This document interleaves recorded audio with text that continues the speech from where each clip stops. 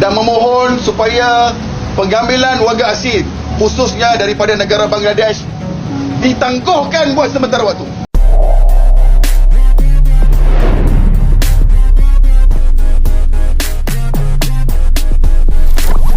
Malu besarnya rakyat Malaysia, ya, yang sekarang ini kita ni dijadi bahan ketawa oleh jiran kita, Indonesia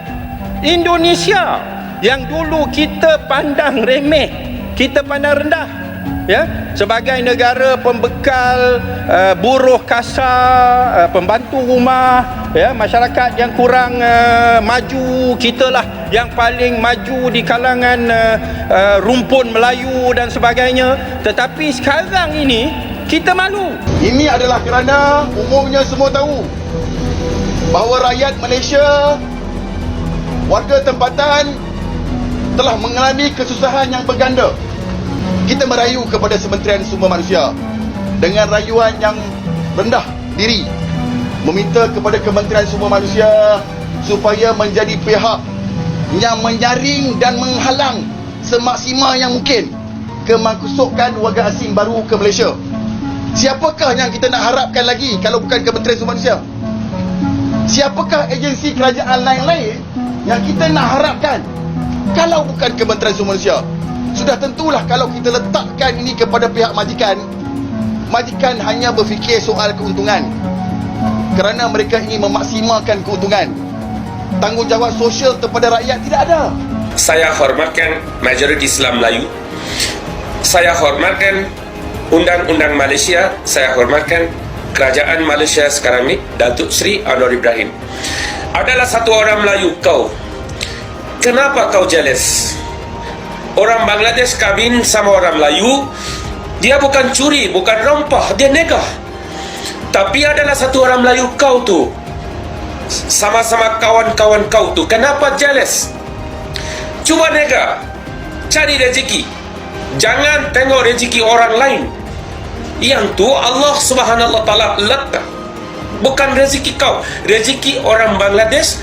Orang Bangladesh kahwin sama orang Melayu. Tapi aku nampaknya kau tu jealous sangat.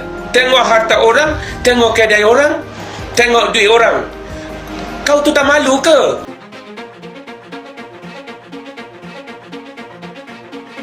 Malaysia hentikan penerimaan tenaga kerja Indonesia dan mulai datangkan warga Bangladesh.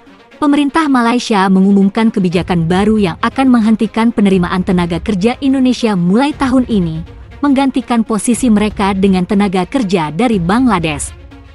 Kebijakan ini disampaikan melalui Kementerian Sumber Manusia Malaysia, yang menyatakan bahwa langkah ini diambil dalam rangka memenuhi kebutuhan sektor-sektor pekerjaan tertentu yang masih memerlukan pekerja asing.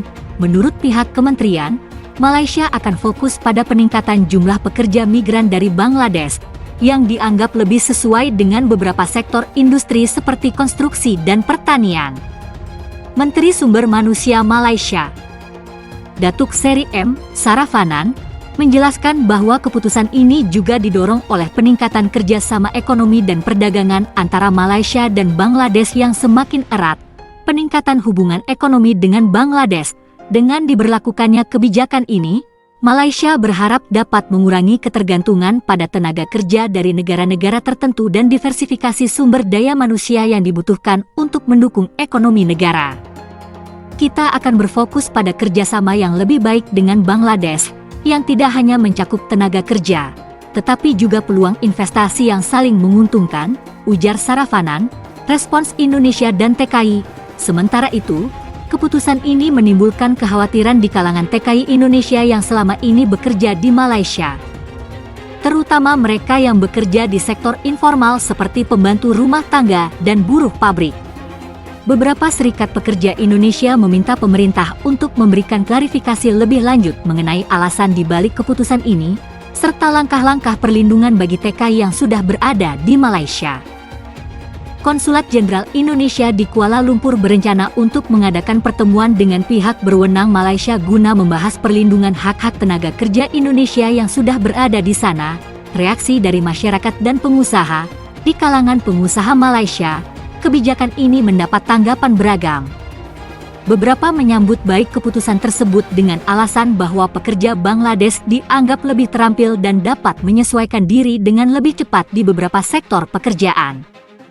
Namun, ada pula yang khawatir dengan potensi dampak negatif terhadap pasar tenaga kerja Malaysia jika transisi ini tidak dilakukan dengan hati-hati.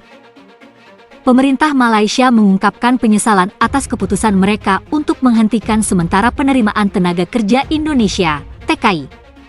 Keputusan ini diambil beberapa tahun lalu setelah beberapa masalah terkait perlindungan hak-hak TKI. Namun, dalam beberapa bulan terakhir, Malaysia menghadapi krisis tenaga kerja yang semakin mendalam, terutama di sektor konstruksi, pertanian, dan domestik.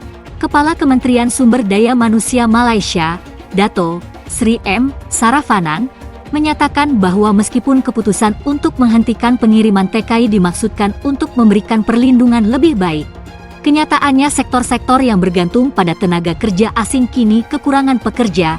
Keputusan kami pada waktu itu didorong oleh komitmen untuk meningkatkan perlindungan bagi tenaga kerja Indonesia.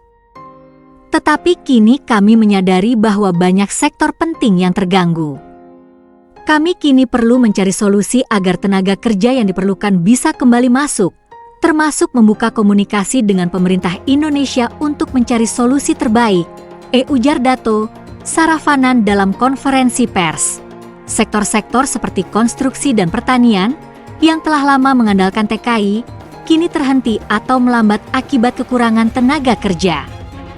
Perusahaan-perusahaan di sektor ini mulai mengeluhkan penurunan produktivitas dan kenaikan biaya operasional yang diakibatkan oleh keterbatasan jumlah pekerja. Selain itu, sektor domestik yang membutuhkan pekerja rumah tangga juga merasakan dampaknya, dengan semakin banyak keluarga di Malaysia yang kesulitan menemukan tenaga kerja rumah tangga yang cukup. Pemerintah Malaysia kini sedang merancang langkah-langkah untuk mempercepat proses pengiriman TKI kembali ke Malaysia dengan memperbarui perjanjian bilateral antara kedua negara. Menteri Luar Negeri Indonesia, Retno Marsudi, dalam pernyataan terpisah, menegaskan bahwa Indonesia terbuka untuk berdialog mengenai kondisi dan perlindungan TKI dengan tetap mengutamakan kesejahteraan pekerja.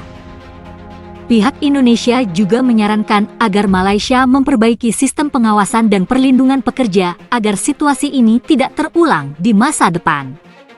Dengan demikian, diharapkan hubungan bilateral dalam sektor ketenagakerjaan dapat berjalan lebih baik. Sementara itu, banyak pihak di Malaysia berharap agar keputusan untuk membuka kembali penerimaan TKI dapat segera terwujud, guna mengatasi krisis tenaga kerja yang sedang melanda negara tersebut.